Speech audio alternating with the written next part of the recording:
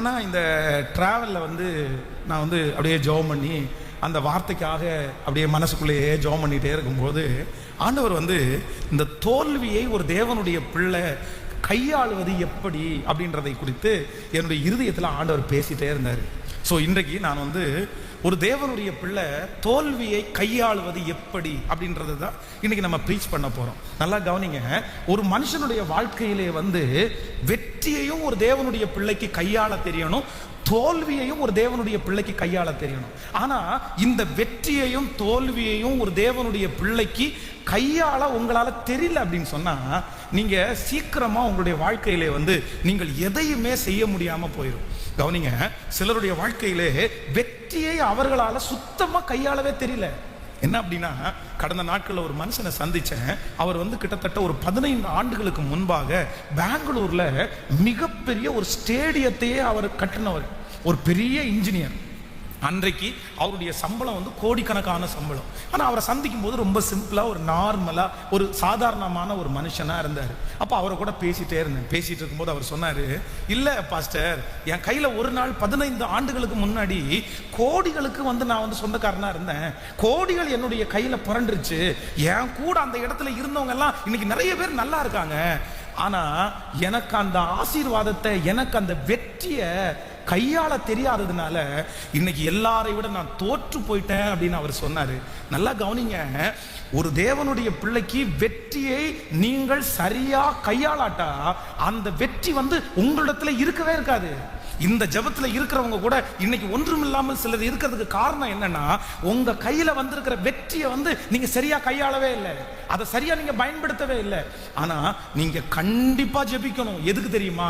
ஆண்டவரே, என்னுடைய வெற்றியையும் எனக்கு கையாள தெரியணும், என்னுடைய தோல்வியையும் எனக்கு கையாள தெரியணும். எத்தனை பேர் ஆமோதிக்கிறீர்கள்? கைகளை உயர்த்தி ஒரு ஹல்லேலூயா சொல்லுங்க. ஒரு தேவனுடைய பிள்ளைக்கு வெற்றியை எப்படி கையாளுறது அப்படின்னா, நான் நம்புறேன் தாழ்மைன்ற ஒரே ஒரு குவாலிட்டி உங்களுக்குள்ள இருந்தா போதும். எவ்வளோ பெரிய உயர்விலையும் எவ்வளோ பெரிய அங்கீகாரத்திலையும் எத்தனை பெரிய வெற்றியிலையும் ஒரு தேவனுடைய பிள்ளைக்கு தாழ்மைன்றது ஒன்று இருக்குமானால் நான் நம்புறேன் வெற்றியை உங்களால் சுலபமாக கையாள முடியும். ஆனால் இந்த தாழ்மைன்ற ஒன்று இல்லை அப்படின்னா உங்க வெற்றியை நீங்க சரியாய் கையாள முடியாது. அப்போ வெற்றியை கையாளுவதற்கு உங்களுக்கு தேவையானது என்ன அப்படின்னா தாழ்மை. ஆமென் சொல்லுவோம். நான் நம்புறேன் ஆண்டவர் நம்ம எல்லாரையும் வெற்றி அடைய செய்கிறவர், கிறிஸ்துவுக்குள் எங்களை வெற்றி சிறக்க பண்ணுகிற கர்த்தர். நான் நம்புறேன் உங்க பிசினஸ்ல சீக்கிரமாய் கர்த்தர் ஒரு வெற்றியை காண உங்க கண்களை கர்த்தர் திறப்பாராக.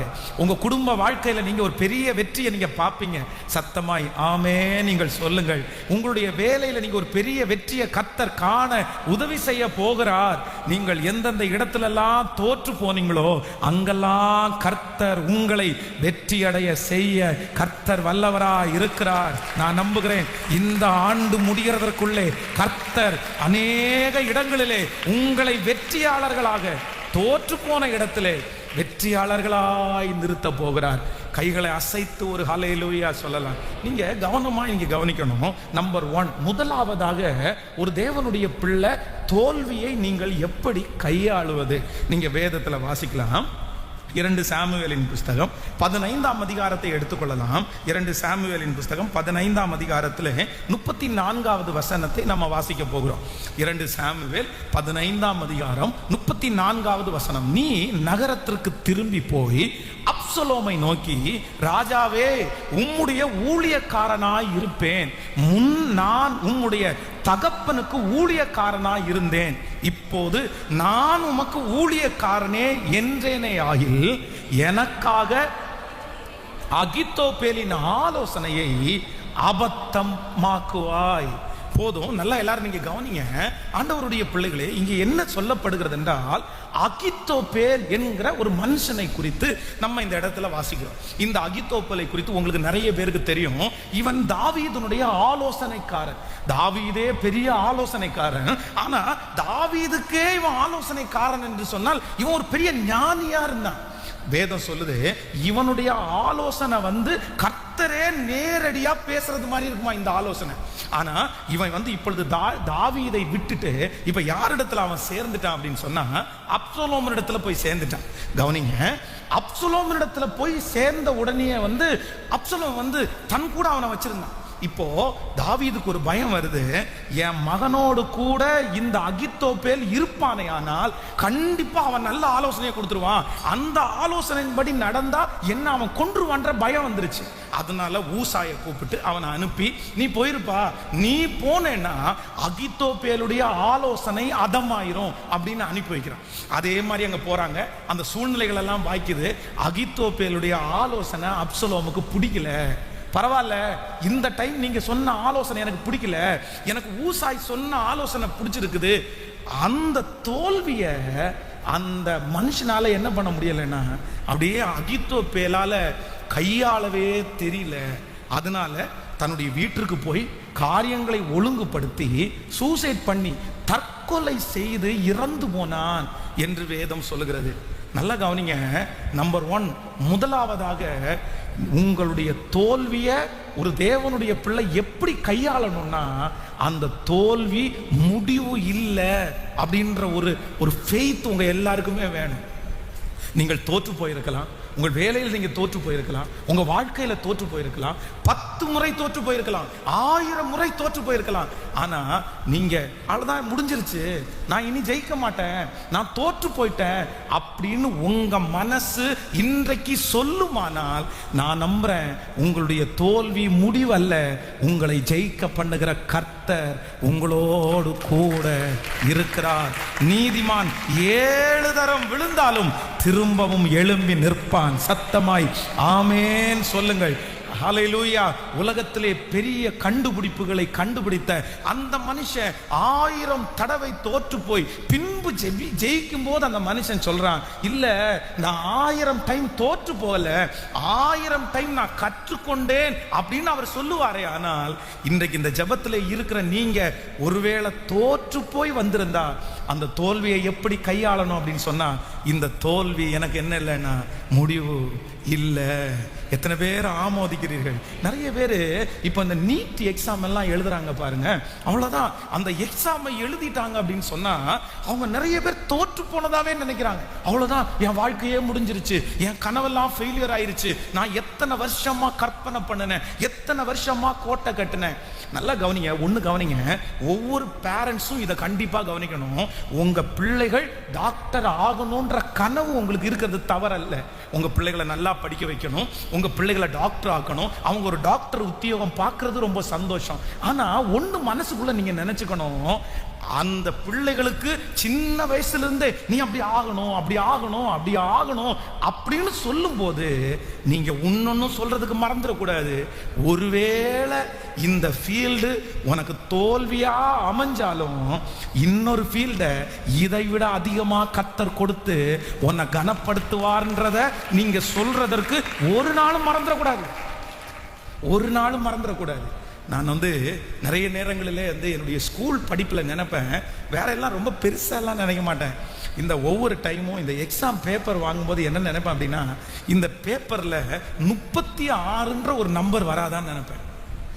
36, 36. நீங்கள் எல்லாரும் நிறைய பேர் 80, 90, 100 நினைக்கலாம். ஆனால் உண்மையிலே நான் அப்படி நினச்சதே இல்லை. 35 எடுத்தோம்னா கேவலம், 35 எடுத்தோம்னா அந்த வாத்தியார் வந்து இன்னும் ஒரு 1/2 மார்க் குறைச்சி இவன் உருப்படவே மாட்டான்னு நினைச்சு ஃபெயில் பண்ணி விடுவாங்க. ஆனா 36னா கை வைக்கவே முடியாது. 36 வந்துச்சு அப்படின்னு சொன்னா அவ்வளோ சந்தோஷம். ஆனா பார்க்கவே இல்லை நிறைய நாள் 36. நம்ம 36க்கு கீழே தான் எடுத்தோமே தவிர 36க்கு மேலே போகல. கீழே இருக்கிற 100 பார்த்தா நம்ம சந்தோஷப்படணும். ஆமா, மேலே இருக்கிற 36 பற்றி நம்ம துக்கம் தான் படணும்.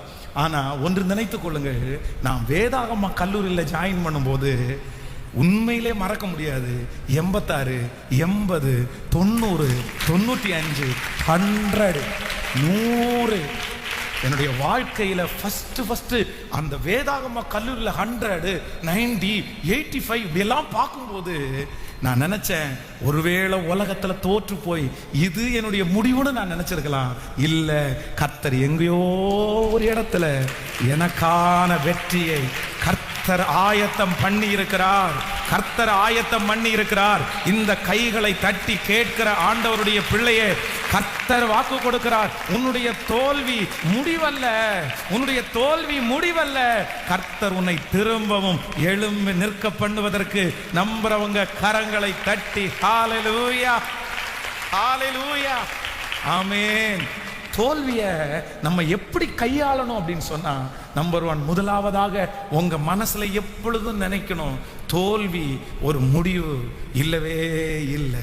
ஒரு 3 பேருடைய கரத்தை பிடிச்சு சொல்லுங்க, தோல்வி முடிவு இல்லை சிஸ்டர். சொல்லுங்க, தோல்வி முடிவு இல்லை பிரதர். நீங்க தோற்று போனாலும் உங்களை மறுபடியும் நிறுத்துகிற ஒரு தேவனைத்தான் நான் விசுவாசிக்கிறேன். கர்த்தருடைய வருகை தாமதிக்குமானால் இந்த மாதம், அடுத்த மாதம், இந்த வருடம் முடிகிறதுக்குள்ள இங்கே இருக்கிற தோற்று போன நிறைய பேரை கர்த்தர் ஏதாவது ஒரு ஃபீல்டுல, ஏதாவது ஒரு இடத்துல, எங்கேயோ ஒரு இடத்துல கர்த்தர் வெற்றி சிறக்க பண்ணுவார். இந்த ஃபீல்டுல தான் நான் ஜெயிக்கணும் அப்படின்னு நினைச்சு ஒருவேளை தோற்று போய் வந்திருப்பீங்கன்னா, நான் நினைக்கிறேன் நீங்க கவலைப்படாதீங்க, ஜெயந்தான் உங்களுக்கு இருக்கணுமே தவிர ஃபீல்டை நீங்க நினைக்க வேண்டிய அவசியமே இல்லை. இந்த டாக்டர் உத்தியோகத்துக்கு நிறைய பேர் ஆசைப்படுறாங்க பாருங்க. நான் அதை தப்பா சொல்லலை, ஆனா இருக்கிறதுலே ரொம்ப டஃப்பான வேலை என்ன வேலை தான்? கேட்கல, சத்தமா சொல்லுங்க, கவனிங்க. நீங்க டாக்டர்ல எதுக்கு போவீங்க? எதுக்கு போவீங்க? நோய் வந்தா உடனே எங்க போவோம்? டாக்டர்கிட்ட. டாக்டர் காய்ச்சல் அடிக்குது டாக்டர். உடனே அந்த டாக்டர் என்ன பண்ணுவாங்க தெரியுமா? கவலைப்படாதீங்க, நான் டேப்லெட் கொடுக்குறேன், இல்லை இன்ஜெக்ஷன் கொடுக்குறேன். உடனே ஒரு இன்ஜெக்ஷன் கொடுத்து டேப்லெட் போட்ட உடனே 3 நாளில் உங்களுக்கு சரியாச்சுன்னு வைங்களேன். உடனே ஃபோன் பண்ணி, டாக்டர் நீங்கள் கொடுத்த ட்ரீட்மெண்ட் எனக்கு ரொம்ப நல்லா ஒத்துக்குச்சு, எனக்கு ஃபீவர் சரியாச்சு அப்படின்னு யாராவது சொல்லியிருக்கீங்களா? கேட்கல. அடுத்த டைம் டாக்டர் போவீங்க, நன்றி சொல்றதுக்கு இல்லை, திரும்பவும் ஃபீவர் வந்துச்சு டாக்டர்.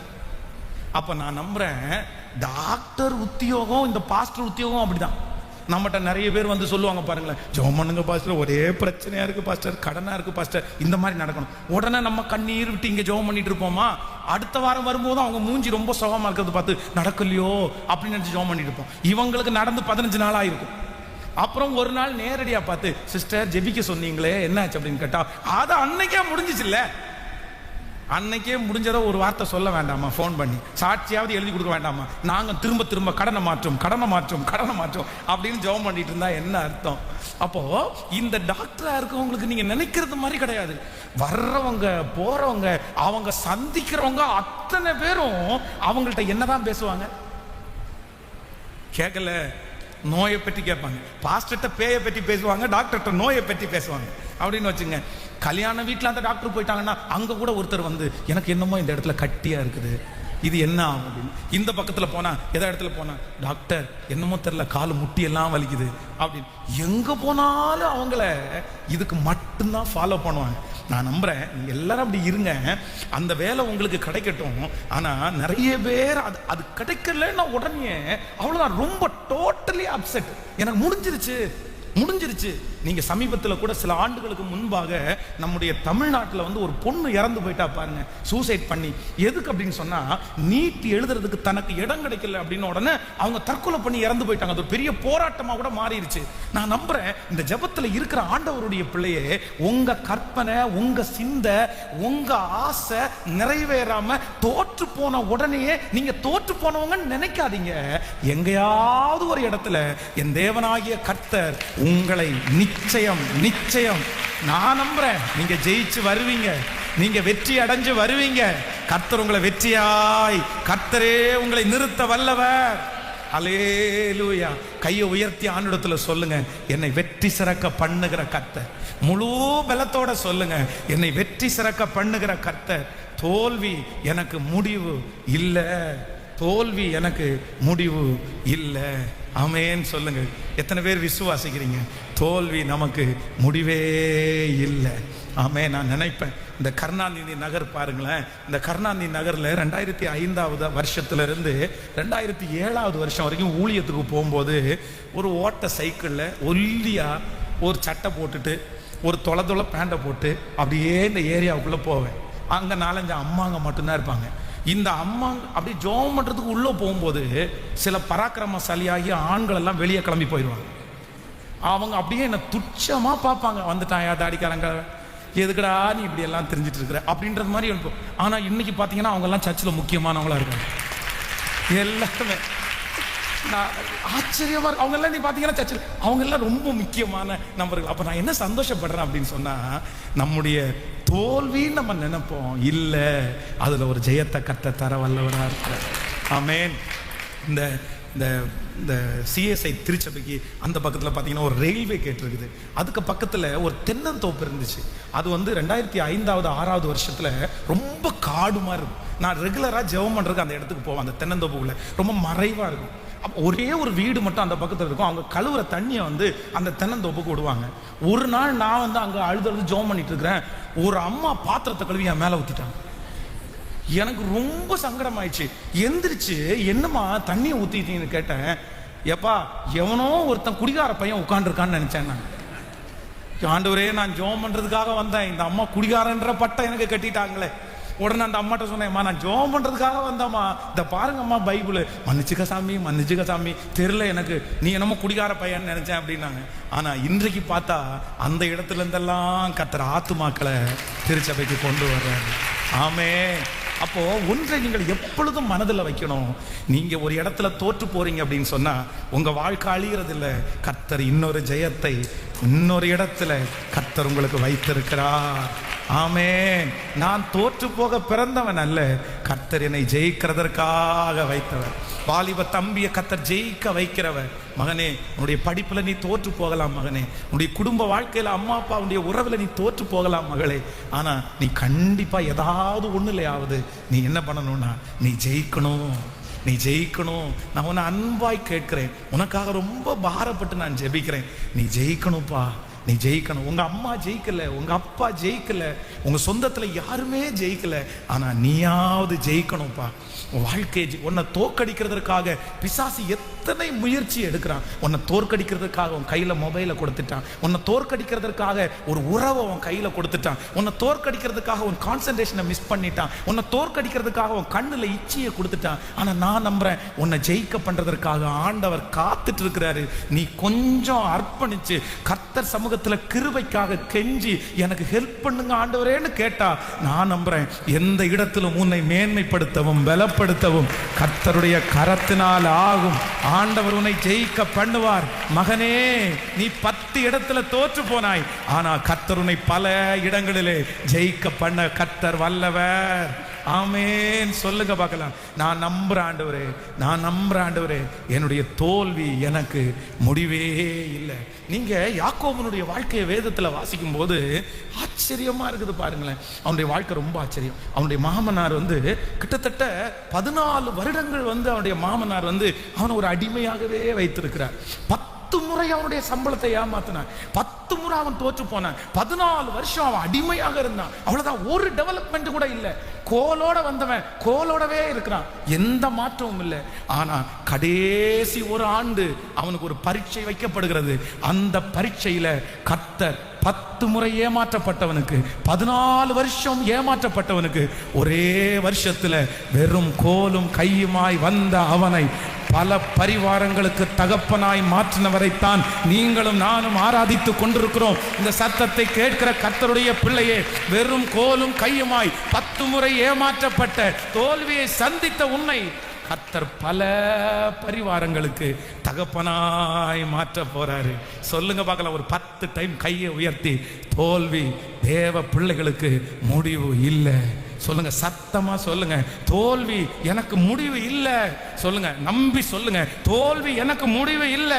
என்ன கர்த்தர் ஜெயிக்க பண்ண போறாரு. நான் வாழ்க்கையில ஜெயிப்பேன். எங்க அம்மா ஜெயிக்காததை நான் ஜெயிச்சிருவேன், எங்க அப்பா ஜெயிக்காததை நான் ஜெயிச்சிருவேன். சத்தமா, என் அண்ணன் தம்பி ஜெயிக்காததை கர்த்தர் எனக்கு ஜெயிக்க பண்ணுவார். என் சிந்தனையை நான் ஜெயிச்சிருவேன், என் வியாதியை நான் ஜெயிச்சிருவேன், என் சாபத்தை நான் ஜெயிச்சிருவேன். ஆமென். சொல்ல சொல்ல சொல்ல சொல்ல அது கிருபை நடக்குது. சொல்ல சொல்ல அந்த மகிமை உங்க மேல ஊற்றப்படுது. ஹல்லேலூயா, ஹல்லேலூயா. உங்களை ஜெயிக்காம இந்த உலகத்திலிருந்து கர்த்தர் எடுக்க மாட்டாரு. ஒரு ஜெயத்தை பார்க்காம நீங்க கண்ணை மூட மாட்டீங்க. கர்த்தர் உங்களை ஜெயத்தை பார்த்து தான் உங்க கண்ணை மூட வைப்பாரு.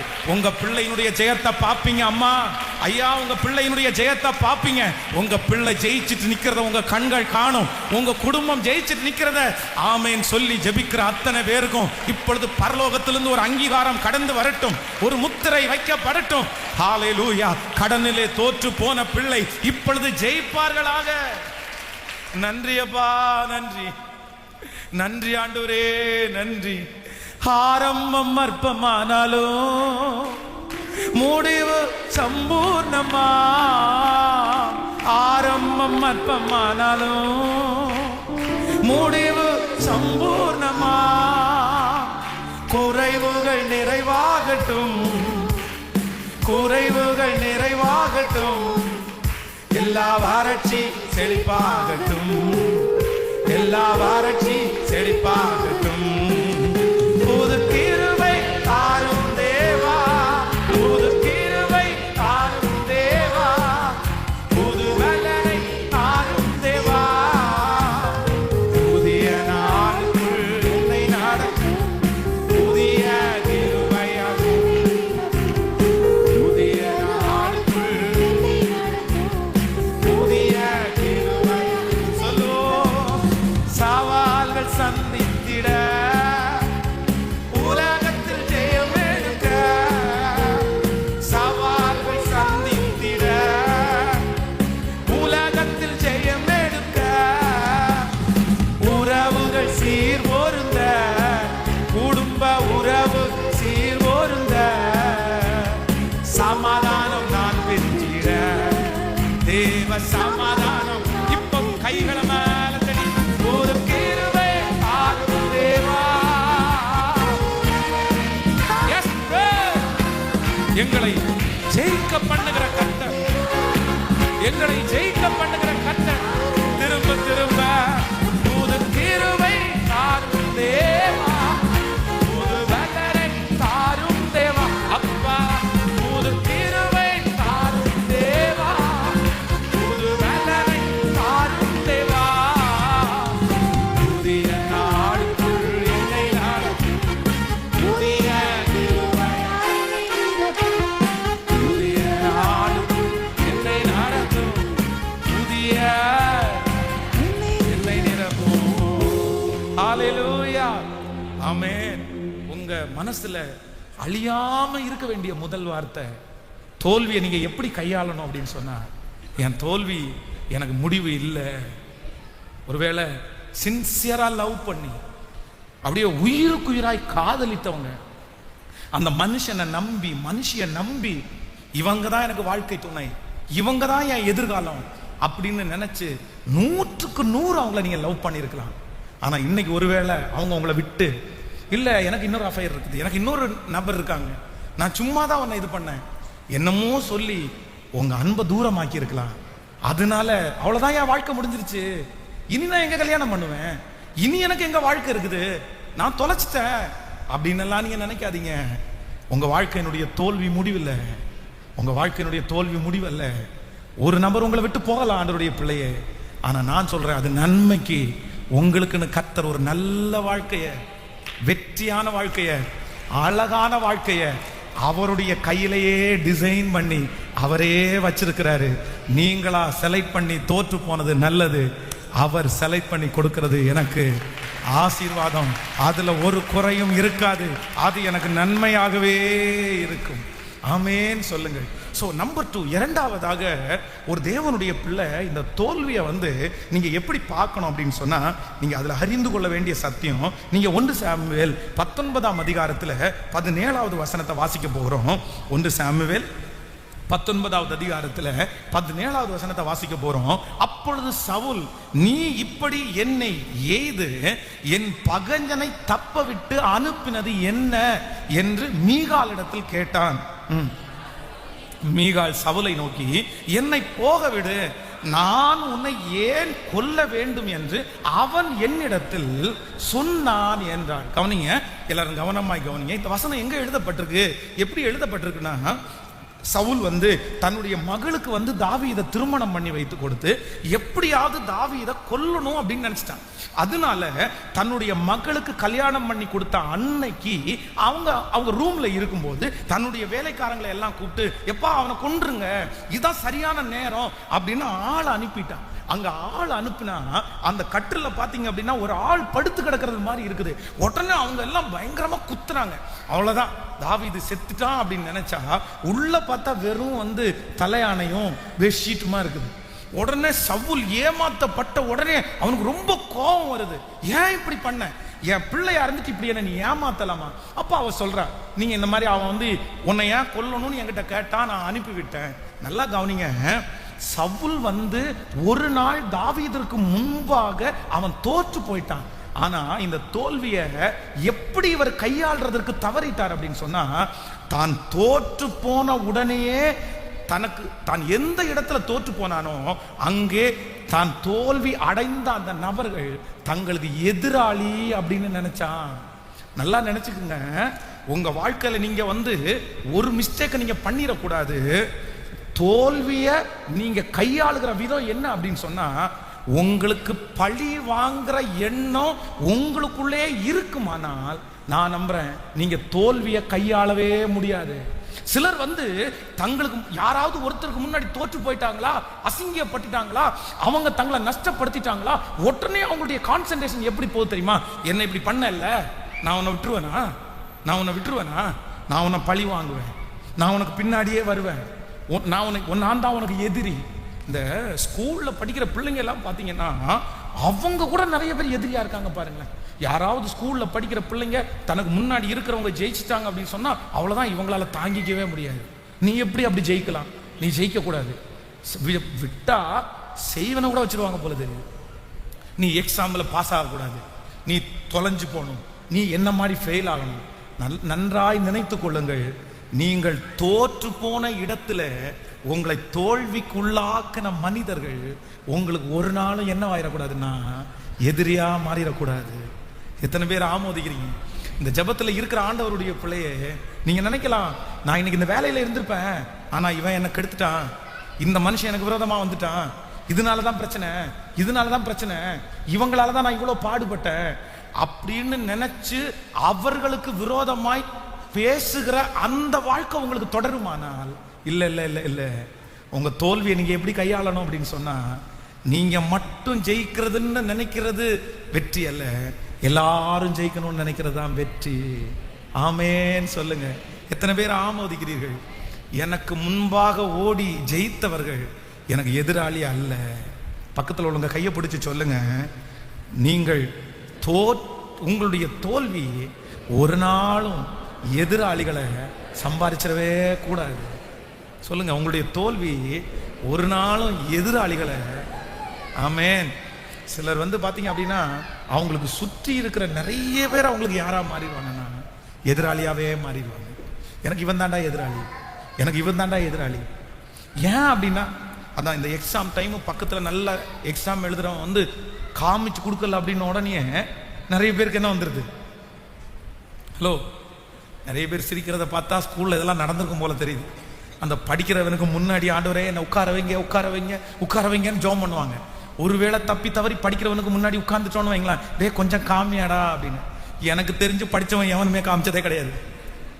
படிக்காதவன் கூட காப்பி அடிச்சா கூட காமிச்சிருவான். மச்சான், நான் வந்து இன்னைக்கு காப்பி அடிச்சு வந்தேன், நான் இன்னைக்கு வந்து பிட் அடிச்சேன், உனக்கு வேணுமான்னு கேட்பான். ஆனா இந்த படிச்சவன் எனக்கு நான் பாருங்களேன் கண்டிப்பா காமிச்சு கொடுக்க மாட்டான். வாடா, நான் படிச்சு உனக்கு சொல்லி கொடுக்கணுமா? ஆனா வெளியில வரும்போது, வாடா 10th முடிச்சுட்டு போவல்ல, பாரு உன்னை என்ன பண்றேன்னு பாரு. ஸ்கூல் படிக்கிற பிள்ளைகளுக்கு உன் வாழ்க்கையில முதல் எதிரின்னு கேட்டா வேற யாரையும் காமிப்பாங்க. அந்த கிளாஸ்லயே பெஸ்டா படிப்பான் பாருங்க, இவன் தான் எனக்கு எதிரி. ஏன்டா உனக்கு எதிரின்னு கேட்டா, இவன் எனக்கு காமிச்சு கொடுக்கவே இல்லை, அவன் முன்னாடி நான் தோற்று போயிட்டேன்ல, அவன் முன்னாடி ஃபெயில் ஆயிட்டேன்ல. நீங்க தோல்வியை எப்படி கையாளணும் அப்படின்னு சொன்னா, நான் நம்புறேன் நீ உங்களை தோல்விக்குள்ளாக்குன மனுஷன் வந்து உங்களுக்கு விரோதி அல்ல, உங்களுக்கு எதிரி அல்ல. ஆமேன் சொல்லுங்க. அவனுக்கு முன்பாக உங்களை வாழ்ந்து காட்ட பண்ணுகிற ஒரு கர்த்தர் நம்மோடு கூட. ஆமேன். நான் இந்த பலிபீடத்திலிருந்து உங்களை ஆசீர்வதிக்கிறேன். எந்த மனுஷனுக்கு முன்பாக நீங்க தோற்று போனீங்களோ நான் நம்புறேன் அவங்க உங்களுக்கு வேகமா ஓடி இருக்கலாம், முன்னாடி ஓடி இருக்கலாம். நீங்க தான் அந்த கோப்பையை பெற்றுக்கொள்ளணும், நீங்க தான் அந்த லட்சியத்தை அடையணும். ஆனா இடையிலே அதை தட்டிட்டு போயிட்டாங்க, இடையிலே அதை ஏமாத்தி வாங்கிட்டு போயிட்டாங்க. எனக்கு கிடைக்க வேண்டியது இன்னொருத்தருக்கு கிடைச்சிருக்குது. நான் நம்புறேன் அதை குறித்து சோர்ந்து போக வேண்டாம். இஸ்ரவேலின் ஜெயபலமான கர்த்தர் சொல்லுகிறார், அந்த மனிதனை விட 10 மடங்கு சம்மர்த்தர்களாக உயர்ந்த இடத்திலே அதை விட ஒரு பெரிய வெற்றியை கரங்களை தட்டும் போது நிறைய பேருக்கு நடக்குது. கர்த்தர் உங்க பிள்ளைய வெற்றி அடைய பண்ணுவார், வெற்றி அடைய செய்வார். அவர்கள் எதிரிகள் அல்ல, அவர்கள் எதிரிகள் அல்ல. நான் உங்களை ஒரு நாளும் நான் அவங்களை என்ன பண்ண மாட்டேன்னா, என் தோல்விக்கு விரோதமாய் நின்றவர்களை நான் ஒரு நாளும் பழி வாங்க போறதே இல்லை. ஹல்லேலூயா. ஆனா இந்த சூழ்நிலை வந்து ஒரு கடினமான சூழ்நிலை தான். அப்படின்னா அங்க இருக்கிறதுலே சவுல் தான் ராஜா. இந்த தாவீது வந்து இப்ப வந்த பையன், சின்ன பையன். அவனுக்கு முன்னாடி வச்சு அவரை குறைவா மட்டமா பேசுறதுன்றது எவ்வளவு பெரிய வருத்தத்துக்குரிய விஷயம். சவுல் கொன்றது 1000, தாவீது கொன்றது 10000 அப்படின்னு சொல்லி பாடலாமா? அதான் எலும்பில்லாத நாக்கு எதை வேணாலும் பேசும். நல்லா கவனிச்சுக்குங்க. ஒரே நிமிஷத்துல தூக்கி மேலையும் வைப்பாங்க, அடுத்த நிமிஷத்துல தூக்கி பொத்துன்னு கீழையும் விடுவாங்க.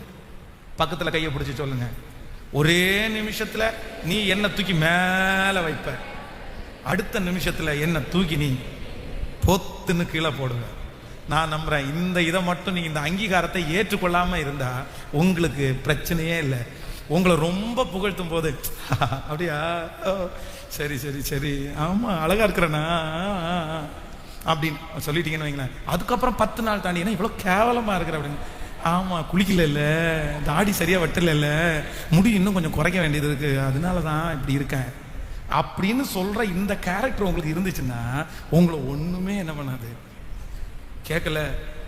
ஆனா நீ அழகா இருக்கணும் அப்படியே, நானா இன்னைக்கா நான் அப்பவே அழகுதான், எங்க அப்பாவும் அழகு, நானும் அழகு, அவன் எனக்கு லெட்டர் கொடுத்தா, இவன் லெட்டர் கொடுத்தா, இவன் லெட்டர் கொடுத்தாங்க.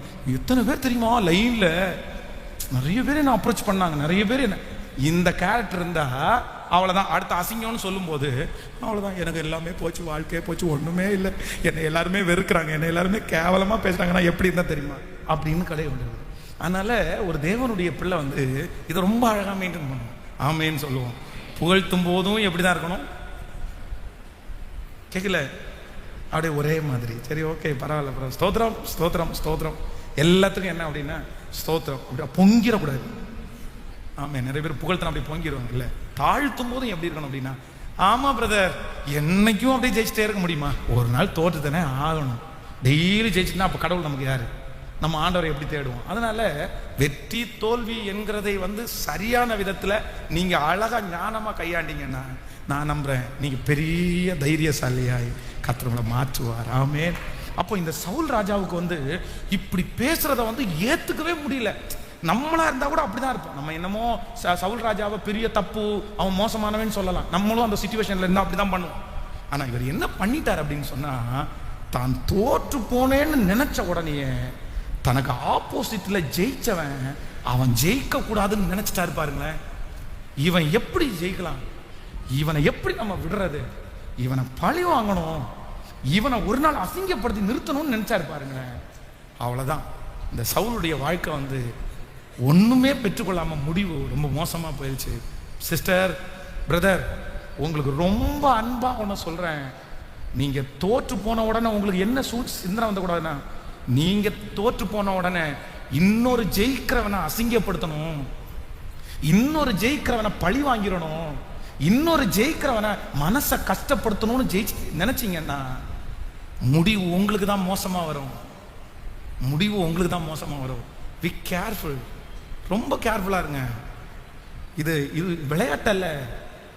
வாலிப பிள்ளைங்க, ஸ்கூல் படிக்கிற பிள்ளைங்க, இதெல்லாம் டீச்சர் மேடையில் விட்டு ஒருத்தனை தட்டி கொடுத்தா கீழே இருக்கிற பிள்ளைக்கு தாங்க மாட்டேங்குது. அது வரைக்கும் அவள்கிட்ட சிரிச்சு சிரிச்சு பேசின பிள்ளை இப்ப மூஞ்சிய கோணிட்டு பேசுது. நான் என்னம்மா அப்படின்னு கேட்டா டீச்சர் தட்டி கொடுத்தது பிடிக்கல. இந்த கேரக்டர் நமக்கு இருக்கலாமா? ஆண்டவருடைய பிள்ளைகளுக்கு இருக்கலாமா? இல்ல இல்ல, என்னுடைய தோல்வியை நான் எப்படி கையாளணும் அப்படின்னு சொன்னா, ஆண்டவரே இதுல எனக்கு என்ன பாடத்தை கற்றுக் கொடுக்கிறீர், நான் இதுல என்ன செய்யணும், எனக்கு முன்பாக ஜெயித்த இந்த மனுஷனை விட நான் ஜெயிக்கணும்னு ஆசைப்படுறேன். அதுக்கு நான் என்ன மாறணும்னு கேளுங்க. கர்த்தர் உங்களை எல்லா இடங்களிலும் வெற்றி சிறக்க பண்ணுவார். ஹல்லேலூயா. கையை உயர்த்தி சொல்லுங்க பார்க்கலாம் ஆண்டவரை பார்த்து, ஆண்டவரே யாரையும் எனக்கு பழி வாங்க வேண்டாம், எனக்கு முன்னாடி யாரும் கெட்டு போகவும் வேணாம். அவங்க வாழட்டும், அவங்க ஜெயிக்கட்டும், அவங்க சந்தோஷப்படட்டும். ஆனா அவங்க இன்னைக்கு என்ன அற்பமா நினைக்கிறாங்க, என் பிள்ளை இன்னைக்கு அவங்க என்ன கேவலமா நினைக்கிறாங்க. எனக்கு அது வருத்தமா தான் இருக்குது. ஆனா அதுக்காக நான் பழி வாங்க மாட்டேன். இன்னைக்கு ஆலயத்துல இந்த சத்தத்தை கேட்டுக்கொண்டிருக்கும் போது ஜெபம் பண்றேன். யார் நான் தோற்று போனவன் என்னை அற்பமா பார்க்கிறாங்களோ, ஆகாது என்று தள்ளின கல்ல தலைக்கு மூளை கல்லாய் மாற்றி, அது கர்த்தருடைய கண்கள் அது மேல் நோக்கமா இருந்து அநேகருடைய கண்களுக்கு ஆச்சரியமா இருக்கிறது போல, இப்போ இந்த சத்தத்தை கேட்கும் போதே ஆண்டவரே, தோற்று போய் அற்பமா நினைக்கிற அந்த ஜனத்துக்கு முன்னாடி எங்க பிள்ளைகளை வெற்றியாய், தேங்க்யூ ஜீசஸ், தேங்க்யூ ஜீசஸ், ஆமென் சொல்லுங்க பார்க்கலாம். கைகளை அசைத்து ஒரு ஹல்லேலூயா சொல்லுங்க. ஸோ நம்பர் 1, முதலாவதாக தோல்வியை நம்ம கையாளுறது எப்படின்னு சொன்னா, தோல்வி நமக்கு முடிவில்லை. நம்பர் 2, இரண்டாவதாக தோல்வியை நம்ம எப்படி கையாளணும் அப்படின்னு சொன்னா, நமக்கு முன்பாக ஜெயித்து நம்மை அற்பமாய் நினைக்கிறவங்களை பழி வாங்கணும்னோ, அவங்க பின்னாடி நம்ம துரத்திட்டு போய் அவங்களை கஷ்டப்படுத்தணுன்ற எண்ணம் எனக்கு வேண்டாம். ஒரே ஒரு எண்ணம் தான், சத்துருக்களுக்கு முன்பாக எனக்கு ஒரு பந்தியை ஆயத்தப்படுத்தி என் தலையை எண்ணெயினால் அபிஷேகம் பண்ணுகிற ஒரு நல்ல கர்த்தர். ஹல்லேலூயா. நம்பர் 3, மூன்றாவதாக ஒரு வசனத்தை கூட நம்ம வாசிக்க போறோம். ஆதியாகமம் 4ஆம் அதிகாரத்துல 8வது வசனத்தை வாசிக்க போகிறோம். ஆதியாகமம் 4ஆம் அதிகாரம், ஸோ 5வது வசனத்திலிருந்து கூட வாசிக்கலாம். ஆதியாகமம் 4வது அதிகாரம் 5வது வசனத்திலிருந்து வாசிக்கலாம். காயினையும் அவன் காணிக்கையும் அவர் அங்கீகரிக்கவில்லை. அப்பொழுது காயினுக்கு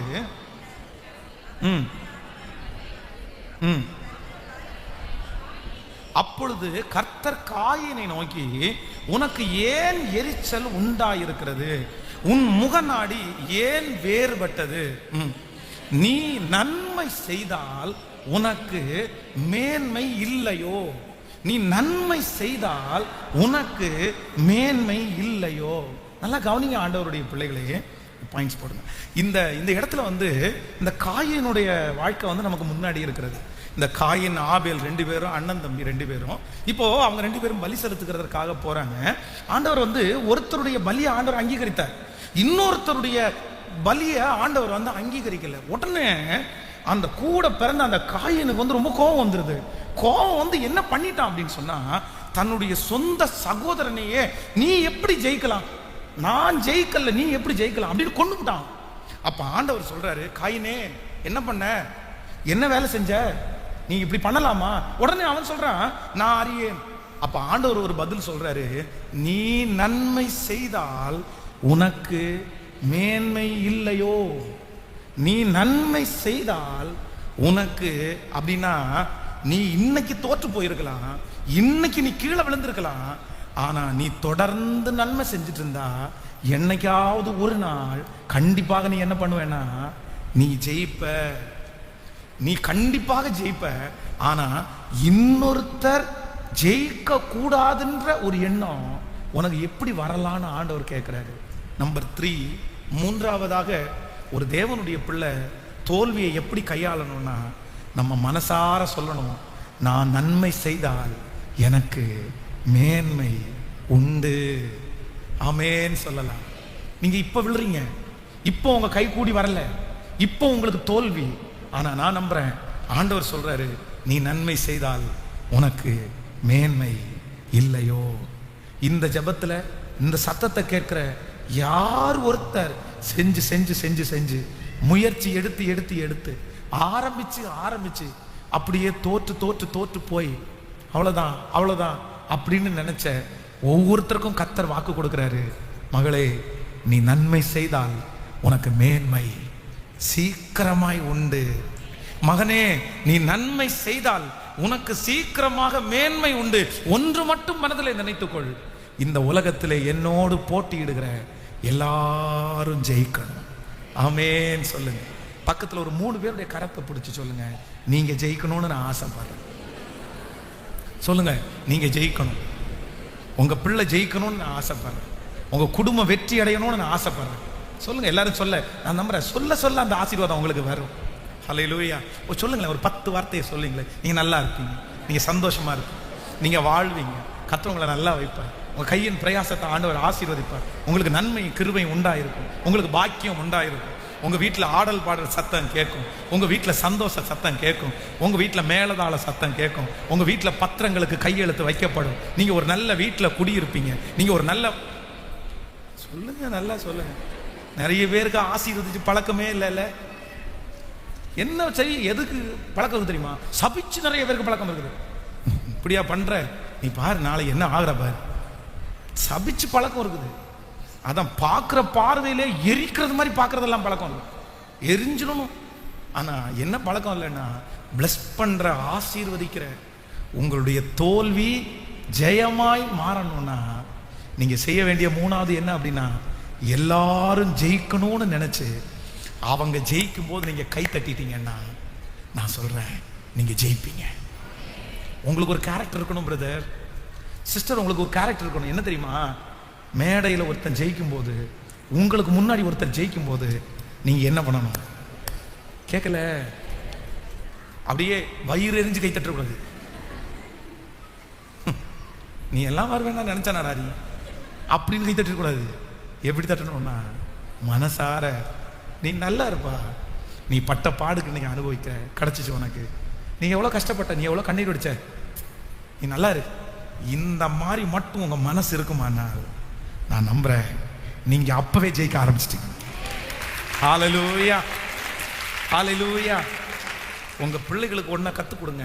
என்ன கற்றுக் கொடுங்கன்னா, நமக்கு முன்பாக ஒருத்தர் ஜெயிக்கும் போது கை தட்டணும்னு கற்றுக் கொடுங்க. இது கேட்கல, இந்த சிஎஸ்ஐ திருச்சபை, இந்த அந்த திருச்சபையெல்லாம் பார்த்தீங்கன்னா, இந்த ஈஸ்டருக்கு முன்பாக குட் ஃப்ரைடே இருக்கு பாருங்களேன். இந்த குட் ஃப்ரைடேல 7 வார்த்தையை 7 பேர் கையில் கொடுப்பாங்க. அதுவும் நிறைய பேர் பேச இருக்கிறதுனால சிலர்லாம் சீட்டு போட்டு வருவாங்க. இப்போ கீழே உட்காந்து ஒரு சில கூட்டம் வசனத்தை கவனிக்க மாட்டாங்க. என்ன எடுத்துட்டு இருப்பாங்கன்னா, மார்க் எடுத்துட்டு இருப்பாங்க. அது எங்க பைபிள் காலத்தில் நடக்கும். பிரசங்கத்துக்கு வாய்ப்பு கிடைக்கும். 3rd இயர் படிக்கும்போது 15 நிமிஷம். அந்த 15 நிமிஷத்தில் நமக்கு மெசேஜ் கொடுக்கறதுக்கு உடம்பு உச்சந்தலேருந்து உள்ளங்கால் வரைக்கும் வேர்த்துரும். அங்கே ஒன்று நடக்கும். முடிச்சுட்டு வந்த உடனே, டேய் எப்பரா பிரசங்கம் பண்ண, 1200 அல்லேலூயா சொல்லியிருக்கடா நீ. எத்தனை? அதான் அந்த 15 நிமிஷம் பிரசங்கத்தில் இத்தனை அல்லேலூயா தேவையாடா? நான் சொன்ன அல்லேலூயா எடுத்து எழுதி வச்சிருப்பாங்க. அதுக்கப்புறம் நான் சொல்லியிருக்கிற ஆமேன் எழுதி வச்சிருவாங்க. என்னென்ன சொல்றனோ எல்லாத்தையும் லிஸ்ட் போட்டீங்க. 15 நிமிஷத்துல இத்தனை சொன்னேன்னா, இத்தனை ஆமேன் சொன்னா என்னடா அவங்க செய்தி? அப்போ நிறைய பேர் என்கரேஜ் பண்றதுக்கு இல்லை, ஆனா எதுக்கு இருக்கிறாங்க? கேட்கல? ஆமே. அதான் ஒருத்தர் ஒரு ரொம்ப அழகான ஒரு கதை சொன்னாரு. இந்த தவளை எல்லாம் கிணத்துக்குள்ள அடைஞ்சாங்க. தண்ணிக்குள்ள இருக்கிற தவளை எல்லாம் மேலே மேலே ஏற பார்த்துச்சாமா. எந்த தவளையாலும் மேலே ஏற முடியலையாம். ஒரே ஒரு தவளை மட்டும் மேலே வந்துச்சாமா. அந்த தவளையை பார்த்து ஒருத்தர் கேட்டாரம்மா, நீ மட்டும் எப்படி மேலே வந்தேன்னு. அப்போ அந்த தவளைக்கு ஒன்றுமே கேட்கல. அது செவிட்டு தவளையாக இருந்ததுனால மேலே வந்துச்சாங்க. அதுக்கு காது கேட்காததுனால கீழே எல்லாரும் அதை இழுக்கும் போது அது கேட்கல. அப்போ நிறைய நேரத்தில் நமக்கு முன்பாக அங்கீகாரம் கிடைக்காத போது நம்ம எப்படி தான் இருக்கணும்? பக்கத்தில் சொல்லுங்க, நம்ம செவிட தான் இருந்தாங்க. என்ன வழி? ஆமென், அல்லேலூயா. இப்போ சொல்லுங்க பார்க்கலாம், மனசார ஒரு 10 பேருக்கு எப்படி இருக்கணும்? நீங்கள் நமக்கு ஒரு நியூஸ் கிடைச்சா போதும், அவ்வளோதான். இந்த நல்ல நியூஸை பரப்புறோமோ இல்லையோ, நமக்கு என்ன நியூஸ் ரொம்ப பிடிக்கும்? ஒருத்தருக்கு இங்கே சர்ச்சில் ஒருத்தருக்கு ஒரு நல்லது நடந்துச்சுன்னா கேட்டால் ஒரு பேருக்கு தெரியாது, ஒருத்தருக்கும் தெரியாது. அப்படியா உங்களுக்கா நடந்துச்சா அப்படின்வாங்க. ஆனால் சர்ச்சில் ஒரு கெட்டது மட்டும் நடந்துச்சுன்னு வைங்களேன், பாசு வெளுத்து வாங்கிட்டார் தெரியுமா, அவனை நான் எதிர்பார்த்தேன், இது வேணும்னு எதிர்பார்த்தேன், அவன் ஆடின ஆட்டமாடா என்ன என்ன, அதை கொண்டு போய் 10 பேர்கிட்ட கொடுத்து பெருசு பண்ணி, அதை அப்படி பண்ணி, ஐயோ ஐயோ, பாத்தீங்களா பாத்தீங்களா பாத்தீங்களா பாத்தீங்களா, என்ன கெட்டத நல்லத இல்லை? ஆண்டவருடைய பிள்ளைகளே, நான் நம்புறேன் இது உங்களை குற்றப்படுத்துறதுக்காக சொல்லலை. உண்மையிலே ஓப்பனா சொன்னா இந்த மாதிரி கேரக்டர் எல்லாம் எனக்குள்ள இருந்துச்சு. எங்க அப்பா வழி வந்துச்சோ, எங்க அம்மா வழி வந்துச்சோ, எங்க வம்சம் வழி வந்துச்சோ தெரில. ஆனா நான் என்னைக்கு ஆசீர்வாதத்தை பெற்றுக்கொண்டேன் அப்படின்னா, மற்றவங்க நல்லா இருக்கணும்னு நினைக்கும் போது அந்த ஆசீர்வாதம் நீ எந்த அளவினால் அளக்குறியோ அந்த அளவினால் உனக்கு அளக்கப்படும். நீ எந்த அளவினால் அளக்கப்படுகிறீரோ அந்த அளவு. நீங்க நல்லா இருக்கணும்னு நினைச்சிருங்க, கர்த்தர் நல்லா வைப்பார். ஆமென் சொல்லுங்க. ஸோ மூன்று காரியம். நம்பர் 1, முதலாவதாக சொல்லுங்க பார்க்கலாம், இந்த தோல்வியை எப்படி கையாளணும் அப்படின்னா, தோல்வி முடிவு இல்லை, தோல்வி முடிவு இல்லை. ஒரு 10 டைம் சொல்லுங்க பார்க்கலாம். தோல்வி முடிவு இல்லை, தோல்வி முடிவு இல்லை, தோல்வி முடிவு இல்லை. எவரையும் மேன்மைப்படுத்தவும் பலப்படுத்தவும் கர்த்தருடைய கரத்தினாலே. அல்லேலூயா. பேதுரு தோற்றுட்டேன்னு போய் நின்றுட்டான். ஆனா ஆண்டவர் சொன்னாரு, என் ஆடுகளை மேய்ப்பாயாக, என் ஆட்டுக்குட்டிகளை மேய்ப்பாயாக. இந்த ஜெபத்தில் இருக்கிற உங்க எல்லாருக்காகவும் நான் அப்படியே பரிந்து பேசுறேன். தோல்வி முடிவல்ல, தோல்வி முடிவல்ல, தோல்வி முடிவல்ல. பணம் கொடுத்து ஏமாந்தவர்கள் இந்த ஜெபத்தில் இருக்கலாம். நீ இனிய வாழ்க்கையில ஜெயத்தை நான் பார்ப்பேனோ? ஆனா ஆண்டவர் சொல்றாரு, இல்ல, உன்னுடைய முடிவு இது இல்லை மகனே. உன்னுடைய முடிவு அங்கீகாரம், உன்னுடைய முடிவு பெரிய வாசஸ்தலம், உன்னுடைய முடிவு பெரிய சிங்காசனம், உன்னுடைய முடிவு ஒரு பெரிய அங்கீகாரம். சத்தமாய் ஆமேன் சொல்லுகிறவர்களுக்கு அப்படியே நடக்கட்டும். உன்னுடைய பிள்ளையினுடைய முடிவு வெற்றி, உன்னுடைய பிள்ளையினுடைய முடிவு ஆசீர்வாதம். இதெல்லாம் முடிவு, இதெல்லாம் முடிவு. நம்பர் 2, இரண்டாவதாக தோல்வியை நான் எப்படி கையாளணும் அப்படின்னு சொன்னா, நான் தோற்று போன உடனே யாரையாவது ஒருத்தரை பழி வாங்கணும்னு நான் என்ன பண்ணிடக்கூடாதுன்னு நினைச்சிடக்கூடாது. நம்பர் 3, மூன்றாவதாக நான் தோல்வியை எப்படி கையாளணும் அப்படின்னு சொன்னா, எனக்கு முன்பாக ஜெயிக்கிறவர்களை சந்தோஷத்தோட கைத்தட்டி அவங்களுக்கு மரியாதை கொடுக்கும்போது நானும் கண்டிப்பாக, நான் மட்டும் ஜெயிப்பதற்காக அழைக்கப்பட்டவன் அல்ல, என் கூட இருக்கிற எல்லாரும் ஜெயிப்பதற்காக. ஹல்லேலூயா. எழுப்பி நிற்கலாமா கர்த்தர் சமூகத்தில்? தோல்வியை ஜெயமாய் மாற்றுகிற கர்த்தர். ஹல்லேலூயா, ஹல்லேலூயா. பேதுரு தன்னுடைய முயற்சிகளை எல்லாம் செய்து அவனுடைய வித்தைகளை எல்லாவற்றையும் கடல்ல காமிச்சு தோற்று போய் அந்த வலைகளை அலசி கொண்டிருக்கும் போது ஆண்டவர் அவன் அருகாமையிலே வந்து, கொஞ்சம் கப்பலை தள்ளிட்டு போப்பா, ஆழத்துக்கு கொண்டு போ. ஆண்டவரே, ராம் முழுதும் பிரயாசப்பட்டும் ஒன்றுமே அகப்படவில்லை. ஆண்டவரே, ராம் முழுதும் பிரயாசப்பட்டும் ஒண்ணு கூட எனக்கு கிடைக்கலையே. எனக்கு தெரியும், இந்த சத்தத்தை கேட்கிற யாரோ ஒருத்தர் மனசுக்குள்ள, நான் இன்னும் எதையுமே ஜெயிக்கலையே பாஸ்டர், என் வாழ்க்கையில ஒண்ணு கூட நான் ஜெயிக்கல, ஒண்ணு கூட நான் ஜெயிக்கல, நான் ஜெயிக்காதது கூட எனக்கு ஒரு பெரிய விஷயமா தெரியல பாஸ்டர். ஆனா என் பிள்ளை தோத்துருவானோன்ற விஷயம் என் மனசு அப்படியே பாதிச்சுட்டே இருக்குது. என் பிள்ளை தோத்துருவானோ, என் குடும்பம் தோற்றுருமோ, அவங்களுக்கு முன்னாடி வெட்கப்பட்டு நான் நின்றுவேனோ. ஆனா இந்த ஆலயத்துல இந்த சத்தத்தை கேட்கிற ஆண்டவருடைய பிள்ளைய ஏசப்பா அவங்க பக்கத்துல வந்து நின்று சொல்றாரு, நீ ஆழத்துல வலைய போடு, நீ இன்னும் கொஞ்சம் முயற்சி எடு, நீ இன்னும் கொஞ்சம் தீவிரமாய் ஓடு. என் பிள்ளை தோற்று போவான்னு நிறைய பேர் தீர்க்க தரிசனம் சொன்னாங்க பாஸ்டர். என் பிள்ளை தோற்று போவான்னு என்கிட்ட நிறைய பேர் பேசினாங்க பாஸ்டர். அவங்க சொல்றது மாதிரியே இன்னைக்கு என் பிள்ளை நாளுக்கு நாள் தோற்று போயிட்டே இருக்கான். என் பிள்ளை, என் மக ஜெயிச்சிருவாளான்ற பயம் எனக்குள்ள இருந்துட்டே இருக்குது. ஆனா கர்த்தர் சொல்றாரு, உன் பிள்ளைக்கு அதிகாரி நான் அல்லவோ, உன் மகனுக்கு அதிகாரி நான் அல்லவோ, உன் மகளுக்கு அதிகாரி நான் அல்லவோ. தாய் தன் பிள்ளையை மறந்தாலும் நான் மறக்க மாட்டேன். கண்டிப்பா அந்த பிள்ளைய ஜெயிக்க வைக்கிற ஆண்டவர், ஹalleluya, ஜெயிக்க வைக்கிற ஆண்டவர் இன்றைக்கு உங்களோடு தெளிவாய் பேசுகிறார். இல்லை, உன் பிள்ளைய நான் ஜெயிக்க வைப்பேன். ஒண்ணுல அல்ல, ரெண்டுல அல்ல,